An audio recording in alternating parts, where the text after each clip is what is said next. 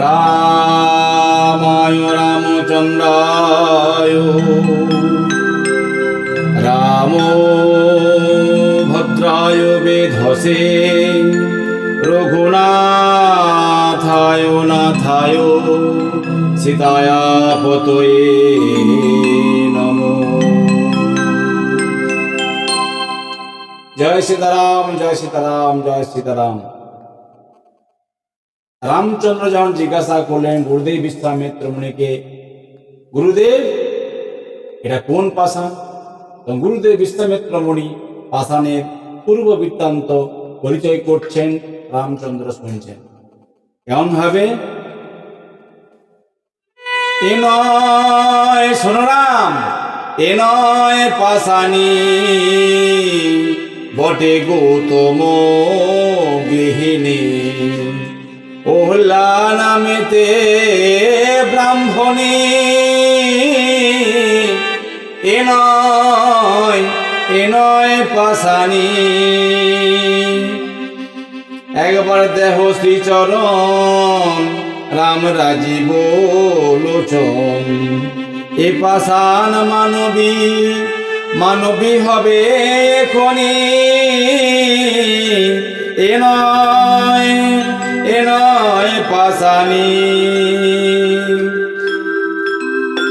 বাসবের পাপে পতি অভিশাপে শিলারূপে রাম নাম হৃদে জপে। বাসবের পাপে পতি অভিশাপে শিলারূপে রাম নাম হৃদে জপে। অদ্যপি হল্লা রাম আছে সেই রূপে, তব আসে রঘুমণি রে রাম, তব আসে রঘুমণি। এ নয় পাষাণী। ব্রাহ্মণী বলিয়ে না করো সন্দেহ, দেহ রামঙ্গে পদধূলি দেহ। ব্রহ্ম সাপ হতে উহার মুক্ত করো দেহ। দেহে দেহ পাদুখানি রে রাম, দেহে দেহ পাদুখানি। এ নয় পাষাণী। শুনো শুনো রামচন্দ্র সত্য যুগের কথা, সহস্র সুন্দর সৃষ্টি করেন বিধাতা। তা সবার মধ্যে শ্রেষ্ঠা গণীয় হল্লা, গৌতম মহামণি তারে বিবাহ করিলা। একদিন গৌতম মুনি গেলেন তপস্যায়, গৌতমের বেশে ইন্দ্র রবে শেষে থায়। ওহল্লা গৌতম জ্ঞানে করে সম্ভাষণ, আজি কেন নিশি ভরে গৃহে আগমন। তপস্যা করিতে আমি যাইন যখন, বন মধ্যে তব রূপ হইল শরণ। মদন দাহনে আমার দগ্ধ হয় গহিয়া, নির্বাণ করহ প্রিয়ে আলিঙ্গন দিয়া। পতিব্রতা পতির বচন না করে লঙ্ঘন, তখনই শয়ন গৃহে করিল গমন। গুরু পত্নী বলিয়া ইন্দ্র না করি বিচার, ধর্ম নষ্ট করিলেন বাসব হল্লার। ধর্ম নষ্ট করে ইন্দ্র গেল দেবপুরে, তপস্যা করিয়া মুনি আইলেন ঘরে। তপস্যা করিয়া মুনি আইলেন ঘরে, ওহল্লায় আসন দিলেন অতি সমাদরে। কুশাসনে বসিলেন গৌতম মহামুনি, ওহল্লা বন্দিল গিয়ে চরণ দুখানি। প্রণাম করিয়া ওহল্লা পদধূলি নিতে গেল, ছুঁয় না বলে বারণ করিল। যখন গৌতমের বেশ ধারণ করে দেবতাদের রাজা ইন্দ্র গৌতমের বেশ ধারণ করে ওহল্লা ধর্ম নষ্ট করে আজ দেবপুরে চলে গেছেন। তারপর তপস্যা করে মুনিজন গৌতম এলেন, যখন আসন দিলেন বসার জন্য, তখন গৌতম মহামুনি ওহল্লাকে বললেন যে ছুঁয়ো না। কেন ছুঁয়ো না বললেন? ধ্যান বলছে, আপনি যে কর্ম করলেন আমাকে কেন ছুঁতে বলছেন? ধ্যান করে দেখে তখন গৌতম ঋষিবর গৌতমের ধর্ম নষ্ট করেন পুরন্দর। যেই না বুঝতে পারলেন ও আমাদের কাজটি করেছে দেবতাদের রাজা ইন্দ্র, গৌতম বল এ প্রিয়ে জিজ্ঞাসিত মারে সিংহার লক্ষণ কেন তোমার শরীরে? অহল্যা বলেছে না নিবেদিত মারে আপনি করিয়া কর্ম দোষ হো আমারে। তখন ধ্যান করে দেখলেন যে না, এই কাজটি করেছে দেবতাদের রাজা ইন্দ্র। ইন্দ্র ইন্দ্র বলে তখন ডাকিতে লাগিল, পূর্বের মতো পুঁথি নিয়ে দেবেন্দ্র আইল। যেই না দেবেন্দ্র আবার এসেছে পুঁথি হাতে নিয়ে, হলো গুরুদেব কি আদেশ? তখন গুরুদেব গৌতম বললেন, গৌতম এতদিন শিখাইলাম তোরে শাস্ত্র নানা, বহুদিনের পরে দিলি ভালো গুরুর দক্ষিণা, ভালো দক্ষিণা দিয়েছ। বহুদিনের পরে ভালো দক্ষিণা দিয়েছ, আমার মন মতো ভালো দক্ষিণা দিয়েছ।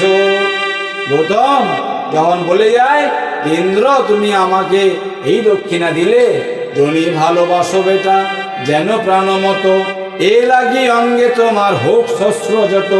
দেখিতে দেখিতে ইন্দ্রের ভোগাঙ্গ হইল, লজ্জাযুক্ত হয়ে দেবরাজ দেবপুরে গেল। যেই না অভিশাপ দিয়ে যাও তোমার সারা অঙ্গে 1000 ভোগাঙ্গ হোক। লজ্জাযুক্ত হয়ে আজ ইন্দ্র দেবপুরে চলে গেছে। কোন কোন শাস্ত্রে লিখেছে আবার গৌতম নাকি আবার ক্ষমাও করে দিয়েছিলেন। কিন্তু ব্রহ্মশাপে কে পড়েছে পরিত্রাণ? দেবতা হোক, দেবী হোক, নর হোক, কিন্নর হোক, ব্রহ্মশাপে কে পেয়েছে পরিত্রাণ? দ্বিজ ভুজঙ্গে পায় যদি ধ্বংসিতে, কতক্ষণ লাগে বলো সে বংশ ধ্বংসিতে। নারায়ণ লক্ষ্মীতে না পারে রক্ষিতে, পরীক্ষা পরীক্ষিত আছে তার সর্বপ্রমাণ। ব্রহ্মশাপে কে পেয়েছে পরিত্রাণ? কেউ মুক্তি পায়নি। তাই দেবতাদের রাজা যখন ভোগাঙ্গ হয়ে গেল, আবার দেবতাদের রাজা ইন্দ্র তার পিতা কুষ্ঠকে নিয়ে এসে তার পায়ে ধরে বললেন, গুরুদেব অন্যায় হয়ে গেছে, ক্ষমা করে দিন। তখন আবার গৌতম ক্ষমাও করে দিয়েছিলেন, বললেন যাও তোমার এই 1000 ভোগাঙ্গ তোমার 1000 চক্ষুতে পরিণত হোক। তাই দেবতাদের আরেকটি নাম হয়েছে সহস্রলোচন। দেখুন ভক্তমণ্ডলী, ভক্তিমতী মায়েরা, এই মতো ভাবে কর্ম যদি আমাদের বাস্তবে হয়ে থাকে তাহলে কেউ কি ক্ষমা করতে পারে? ক্ষমা করে না। তাহলে এখানে গৌতম মুনি ক্ষমা করলেন কিভাবে? না উত্তমস্য ক্ষণক্রোধ, মধ্যমস্য দিনোদয়, আর অধমস্য মাস অরেক, মূর্খস্য মরণামধি।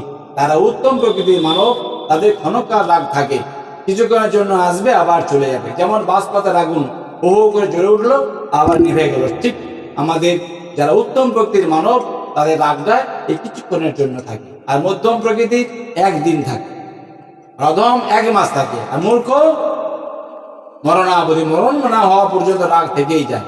তাই গৌতম মহামুনি উত্তম প্রকৃতির মানব ছিলেন, তাই ক্ষমা করে দিয়েছিলেন। যাক, এ তো গেল দেবতাদের রাজা ইন্দ্রের কথা। আর এখানে অহল্যার কি হবে?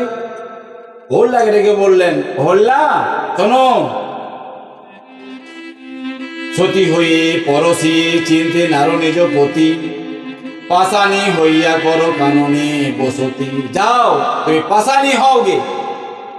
তখন অহল্যা দেবী বললেন, স্বামী গো, আমি তো প্রতিজ্ঞান করে তারে দিয়েছি আলিঙ্গন, কি দোষে পাশানি হব কহত ধন। আমি তো তাকে স্বামী জ্ঞান করে তাকে আমি আলিঙ্গন দিয়েছি, আমি তাহলে কি পাপে কি দোষে আমি পাষাণ হব? আমাকে পাষাণ করে দিচ্ছে। তখন বলছে, অহল্যা তোমার যে কি দোষ, তোমার যে কি গুণ তুমি তো বুঝতে পারোনি, তা তোমাকে আমি বুঝিয়ে দিচ্ছি কি কারণে তোমাকে পাষাণ করা হচ্ছে।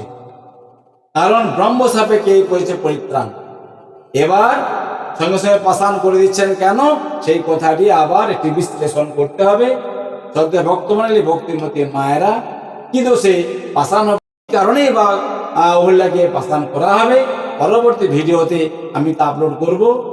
জানা থাকলে বলবেন, কমেন্ট করবেন, এবং আমার এই চ্যানেলটি লাইক, কমেন্ট এবং সাবস্ক্রাইব করবেন, যাতে করে পরবর্তী রামায়ণের অংশগুলি আপনারা শুনতে পারেন। জয় সীতারাম, জয় সীতারাম, জয় সীতারাম।